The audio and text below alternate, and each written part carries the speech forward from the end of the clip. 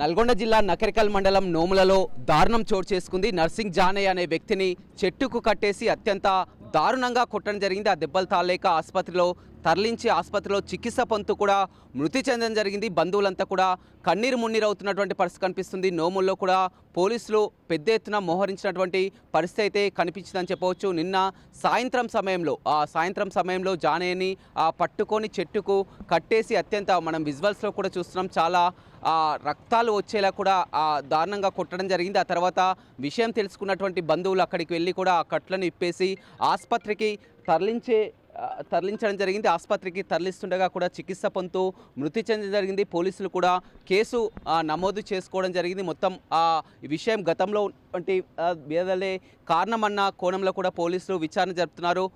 మనతో మాట్లాడడానికి బంధువులు ఉన్నారు. నిన్న ఏ సమయంలో జరిగింది? దీన్ని 2:30 నుంచి 3 గంటల ప్రాంతంలో జరిగింది. ఎక్కడ? నోముల దగ్గర జరిగింది. మా బామ్మర్ది సొంతం నర్సింగ్లో జాని వాళ్ళు కావాలని ఇంటికి పిలిపించుకొని మరియు వాళ్ళ అత్త వాళ్ళ కూతురు నలుగురు. ఎవరు వాళ్ళ పేర్లు?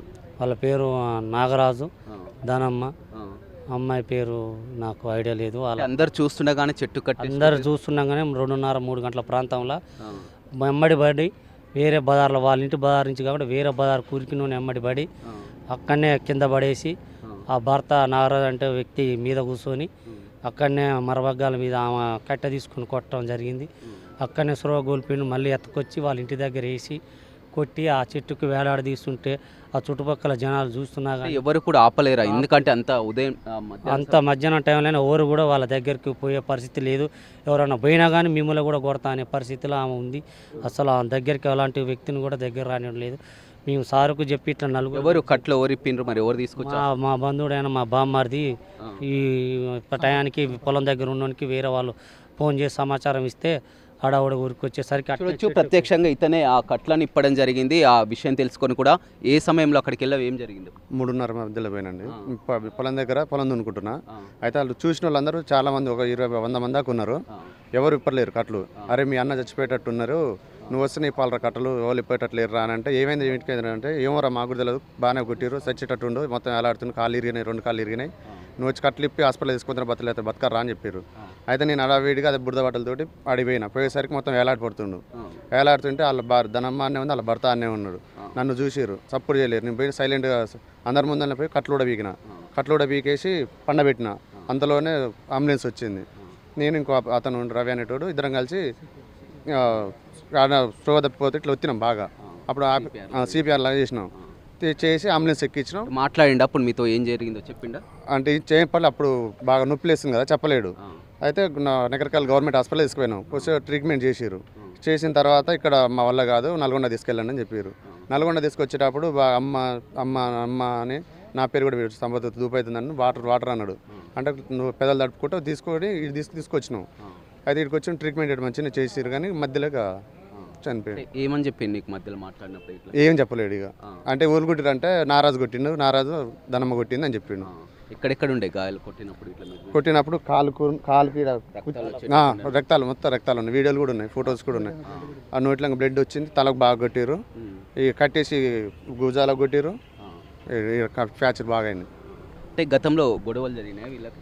చాలాసార్లు జరిగినాయి సార్. దీని గురించి ఒక 2-3 సార్లు కూడా కేసు ఫైల్ అయింది. ఎన్నిసార్లు వివాహిత సంబంధం అంటే ఏదైనా ఫిర్యాదు చేయొచ్చు, పోలీసులకు చెప్పొచ్చు, పెద్ద మనుషులు పెట్టచ్చు, కానీ అత్యంత దారుణంగా చెట్టు కట్టేసి కొట్టి చంపడం అండి. అంటే ఇంతకుముందుకు అతను ఒక రియల్ ఎస్టేట్ చేసేది సార్. అతని దగ్గర బాగా డబ్బులు ఉండటం వల్ల ఇతనికి బాగా అలవాటు పడింది. ఆమె అలవాటు పడి అన్ని వ్యసనపరుచుకొని ఆమెకు డబ్బులు ఉన్నంత వరకు వాని దగ్గర తీసుకొని అతని దగ్గర ఉన్న ఫ్లాట్ కాజేద్దామని, అతను ఎదురుగా ఒక ఫ్లాట్ ఉంది ఇంటికి ఎదురుగా, ఆ ఫ్లాట్ కాజేద్దామని చూసింది. అది వాళ్ళ అమ్మ పేరు మీద ఉండటం వల్ల ఆ ఫ్లాట్ కాజేయడానికి వీలు కుదరలేక ఇతని దగ్గర ఎటువంటి డబ్బులు లేక వేరే వాళ్ళని ఫ్రెండ్స్ కానీ కలిసిన వాళ్ళందరిని అడుగుతున్నాడు. సో ఇతని దగ్గర డబ్బులు లేవు, ఏం చేయాలి ఇంతలోక వీడు నన్ను వదలట్లేడు, వీడిని ఎలాగైనా చేసి కథం పట్టిద్దామని ఆలోచించి ఇలాంటిది ప్లాన్ ప్రకారం చేశారు సార్. బజార్లో ఉరికిచ్చి మరీ మీద పడేసి కొట్టారంట, కంట్లో కారం పోశారు. వివాహితర సంబంధించు కేసులు పెట్టడం కానీ, పెద్ద మనుషుల సమక్షంలో మాట్లాడడం కానీ ఇలాంటివి జరగలేదా? జరిగిన తర్వాత ఎవరి దానిలో ఉన్నా కానీ ఆమె ఊకోదు, ఫోన్ చేస్తూనే ఉంటుంది, వీని పిలుస్తూనే ఉంటుంది. ఆమె ఫోన్ చేస్తుంది, పిలుస్తుంది.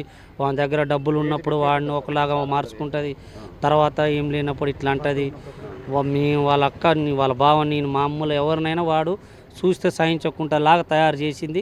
ఆమె సైడే తిప్పుకోవడం. ఈ విషయం అందరికీ తెలుసు, ఎప్పటి నుంచి జరుగుతుంది. కానీ ఇంత ఇప్పుడు కట్టి చెట్టు కట్టేసి కొట్టి చంపాల్సినంత పని ఎందుకు? ఇప్పుడు ప్లాటు నా పేరు మీద పెట్టమంటే పెట్టట్లేడు. ఆయన దగ్గర అన్ని రకాలుగా అయిపోయింది, ఈయన దగ్గర ఏం లేదు. అయినా నన్ను వదలట్లేడు. గతంలో నా డబ్బులు అన్నీ తీసుకుని ఇంతకుముందు నా ఎమ్మటి వచ్చి నన్ను ఇప్పుడు ఎందుకు రావట్లేవు అని ఇట్లా ఎమ్మడి పడుతున్నాను ఉద్దేశంతో కావాలనే భర్త, భార్య, బిడ్డ, అత్త నలుగురు కలిసి ఎమ్మడించి మరి చంపారు. పోలీసులకు ఏం ఫిర్యాదు చేసింది? పోలీసులకు వాళ్ళ నలుగురు పేరు ఇట్ట సంఘ సార్ అని చెప్పినాం, వచ్చిర్రు.